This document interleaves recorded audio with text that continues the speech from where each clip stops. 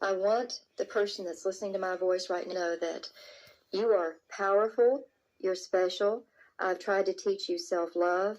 I've taught you that first you have to love yourself before you forward and do some of the work that we're talking about in this tape, which is loving others. Well, we all need inspiration. I think for you, it's been watching the two of us out so well, and that you did a fine job in giving yourself a break, because there were a lot of things you were up against. I know that you've really listened to your own voice and maybe even taught yourself something. No kidding. So you teach what you want to learn, as you've said to me.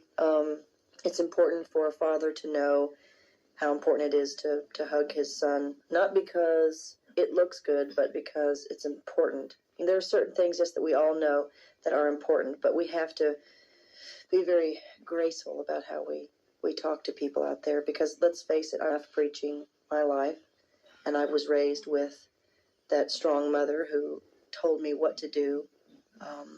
And I know you've got two daughters who sometimes steer clear of you, because sometimes you are that cheerleader to the point it can turn off or it can turn on. It's real simple. And anyone listening out there, we've gotten where we've gotten because of our experience, not because we have the formula for life. We are still working every day on the things we're talking about today. But we put the fun and dysfunctional. You will note that there was an absent voice.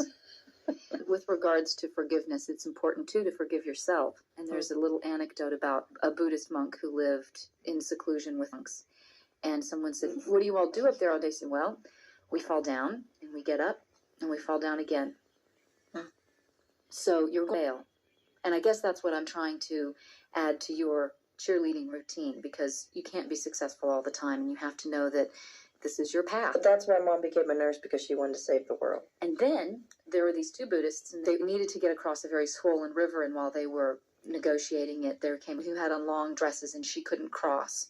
I love this story. So the one Buddhist picks her up and carries her across and sets her down on the other side. And many hours later, one Buddhist said to the other, I am so indignant. I cannot believe that you carried that woman. We're not even supposed to touch." And the Buddhist who had carried the woman across the river said, "My friend, I put her down, you see, on the other side of the river. It is you who has carried her all day." Okay, so this is a metaphor for how you survive and the brilliance of our own resourcefulness, because everything that you do in your family is a part of your personal coping.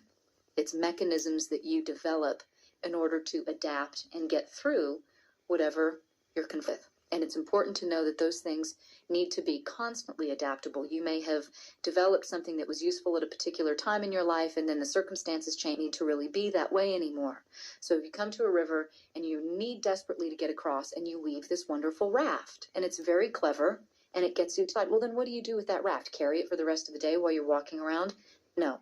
You leave it, thankfully, on the other side, where it's no longer useful to you. You know what I mean? You don't have to carry. You don't Mom carry would good save stuff, it. and you Mom don't carry would save it. And she'd have Pop carry it.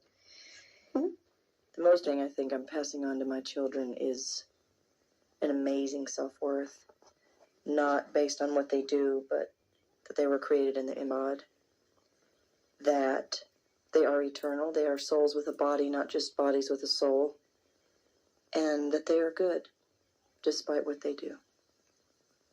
Our mother is sitting here with a huge grin on And her for face. Grace, wipe from front to back. Family represents to me the agony and the ecstasy of life. I've been succinct. My family, to me, is the most deep and eloquent metaphor for life itself, because to everything there is a season. And there is also nothing new under the sun. So our intimacy feels recognizable and inexpressibly sweet, just like the way you marvel at spring. It's not that you've seen spring, but there is something so completely miraculous about it that it's over. And then when we go through, whether it's individually or as a whole, some rather dry phase, that's just the way life is. Interestingly enough, I think that the most important lesson for all of us within our family is one's individuality and your very special and unique and private relationship with your creator. Because if you have that dialogue with the spirit of grace and truth and love that lives within you, then you become the kind of person who can have relationships with your family members as well as with people outside of your family. It's back to my constant theme of the macro. When you have yourself, then you can have others. If you've got discourse and intimacy and understanding within yourself, then have that externally as well. Well, interestingly enough, I think I'm coming back into a cycle of being extremely connected with my family. I have been geographically distanced and then a little bit distanced emotionally too, just because of how hard it can be to have meaningful sharing when one is far away. I think one of the great ways to practice connectedness is just to have fun. We come into each other's presence, and we have got a level of intimacy and relaxation and comfort with each other that just boggles the non-fammer's mind. We've just got a very specific and sweet energy together.